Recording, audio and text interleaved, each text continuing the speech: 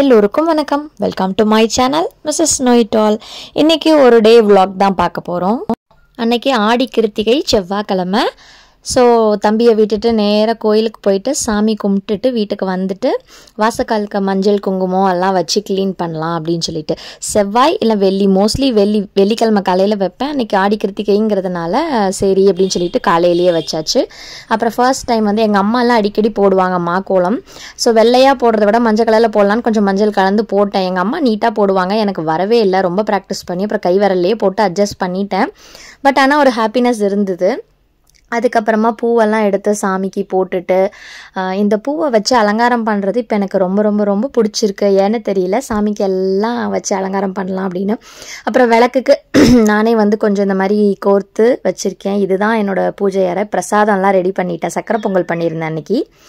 So நீட்டாக வச்சுட்டு அழகாக இந்த மாதிரி உருளியும் ரெடி பண்ணிவிட்டு சாமி கும்பிட்டுட்டேன். ரொம்ப திவ்யமாக இருந்தது.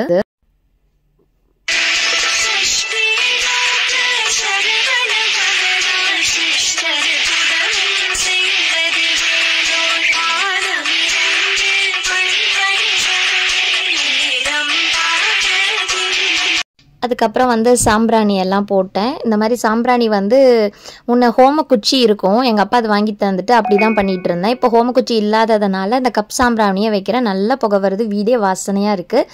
அன்றைக்கி ரொம்ப ஒரு மாதிரி டிவோஷ்னலாக இருந்தது, ரொம்ப மனசுக்கு திருப்தியாக இருந்தது. அதுக்கப்புறம் சாமி தீப தூப ஆராதனை எல்லாம் காமிச்சு முடிச்சுட்டு ஆசீர்வாதம் வாங்கிக்கிட்டேன் சாமிக்கிட்ட. ரொம்ப பிடிச்சிருந்ததுனால செல்ஃபி வித் சாமிங்கிற மாதிரி ஒரு செல்ஃபியும் எடுத்துக்கிட்டேன் நான். ஸோ அதுக்கப்புறம் பார்த்தீங்கன்னா பையனுக்கு வந்து கொஷின் பேப்பர்ஸ் ரெடி பண்ணி வச்சுட்டேன். அவனையும் ஸ்கூல்லேருந்து கூட்டிகிட்டு வந்தாச்சு.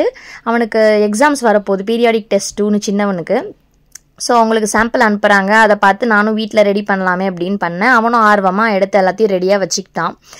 ஸோ என்னென்ன கொஷின்ஸ் எல்லாம் எழுதியாச்சு, டெஸ்ட்டுக்கு ரெடியாக அப்படின்னது தான். உடனே ஓடி போய் டேபிள் எடுத்துகிட்டு வந்து எல்லாத்தையும் நானே பண்ணுறேன் அப்படின்னு சொல்லி அவனே பர்ஃபெக்டாக அரேஞ்ச் பண்ணி உட்காந்துக்கிட்டான். கரெக்டாக உட்காந்து எழுது.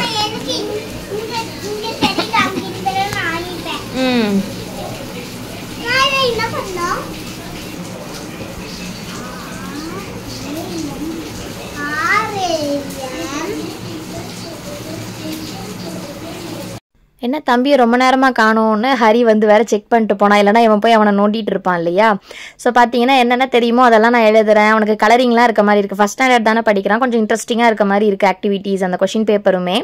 ஸோ அது பண்ணிகிட்டு இருந்தான். நான் பால் வாங்குறதுக்காக எல்லாம் ரெடி பண்ணி வச்சுருக்கேன். அன்றைக்கின்னு பார்த்தீங்கன்னா செம மழை.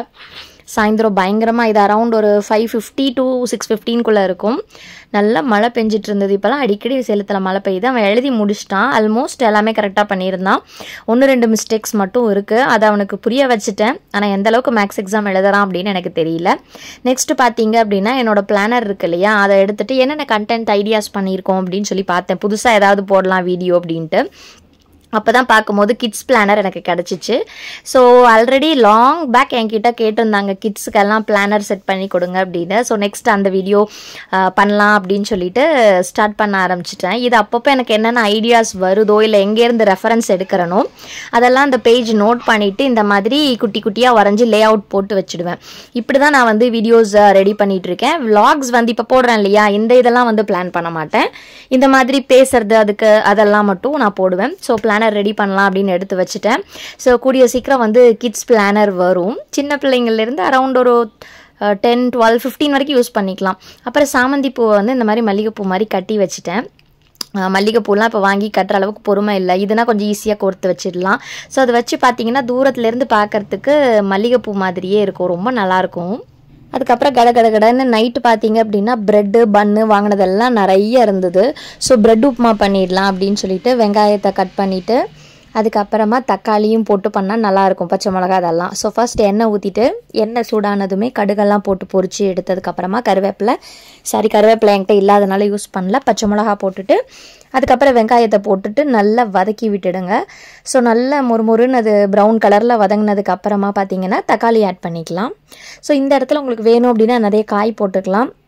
காய் போட்டால் பிள்ளைங்க சாப்பிட மாட்டாங்க அப்படிங்கிறனால காயெல்லாம் ஸ்கிப் பண்ணிவிட்டேன். அதுக்கப்புறம் மிளகாத்தூள், மஞ்சத்தூள், அதுக்கப்புறம் கரம் மசாலா கொஞ்சம் டேஸ்ட்டுக்காக ஆட் பண்ணி ப்ரெடெல்லாம் போட்டு நல்லா வதக்கியாச்சு. ஸோ இதுதான் சாப்பிட்டுட்டு டின்னர் முடிச்சிட்டோம். ரொம்ப நல்லா இருந்தது.